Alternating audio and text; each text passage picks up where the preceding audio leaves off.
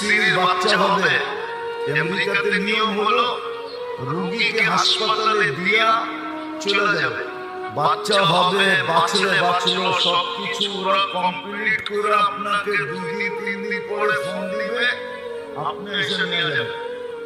কিন্তু স্বামী তো নাচলবন্দা, ভর্তি করছে ঠিক, কিন্তু সর্বক্ষণ দাঁড়ায় আছে।